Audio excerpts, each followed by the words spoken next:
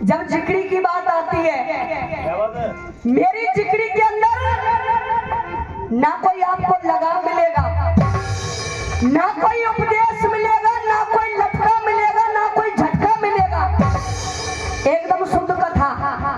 और कथा उस समय की है, प्रेमी सज्जनों, वैसे हजियापुर की जो सरदारी है ना, ईमानदारी से कह रही हूँ, मम्मी कसम खा के कह रही हूँ, बिल्कुल आज ऐसी लग रही है जैसे हम कोई अयोध्या नगरी में आ गए।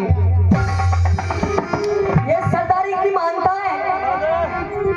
लेकिन जब कथा की बात आती है तो प्रसंग उस समय का महाभारत के अंदर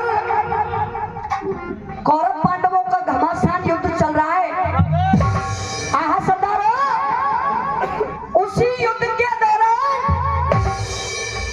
आज होता क्या है, दादा भीष्म ने आदि सेना को समाप्त कर दिया।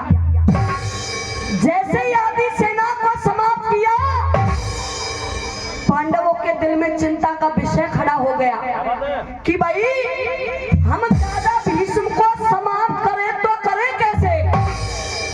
जैसे मन में ये चिंता जागी, आज वो अर्जुन यानी कि सजन, वो पारथ मुरली वाले के पास पहुंच गया और एक बात कह रहा है ताऊ जी। और वो बात कौन सी आ रही है, जिक्री की जड़ में आप विचार कीजिएगा। उस अर्जुन ने कहा कौन सी बात, कैसे?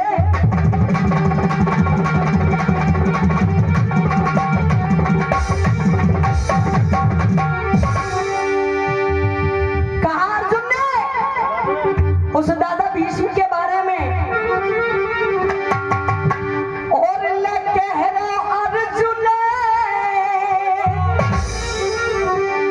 गानो बजानो बहुत उच्च कोटि की कला है चाचा जी। गाना बजाना लेस्वर ताल का होता है, एक चिल्लाना ही गाना नहीं होता है। लेकिन सुनिएगा, हम बिरादरी पे गुजर है साहब, और गुजर की तर्ज बिल्कुल हटके मिलेंगी। गायबो बजाबो मैं भी ना जानू, बस आप लोगों के आप सरदारी के दर्शन करने के लिए आ जाते हैं। लेकिन सुनिएगा, कहीं कौन सी बात।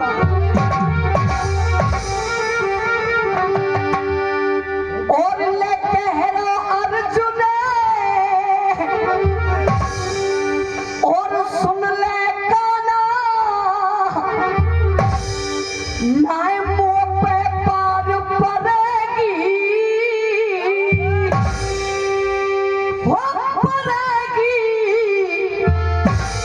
अरे जब तक बाबा लड़े लड़ाई ना है, और जब तक दादा लड़े लड़ाई नाए, और मेरी दार करेगी भैया, मेरी दार करेगी।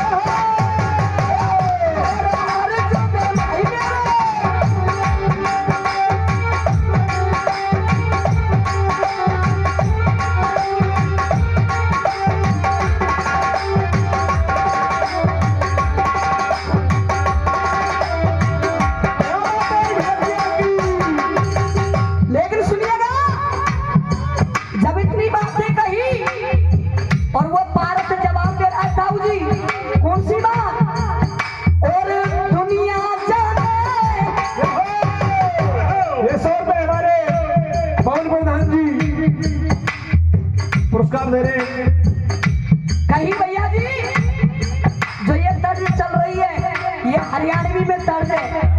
और भैया जी देखा, दुनिया जाने और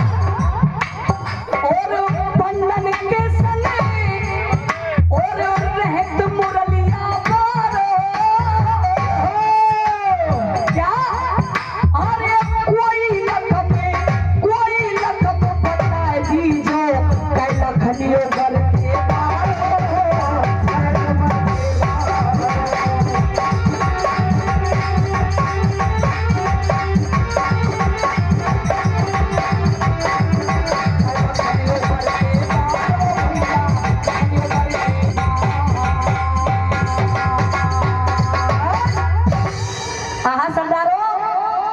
जैसे ही आज उस अर्जुन ने इन वचनों को दिया, लेकिन कथा ने एक मोड़ लिया।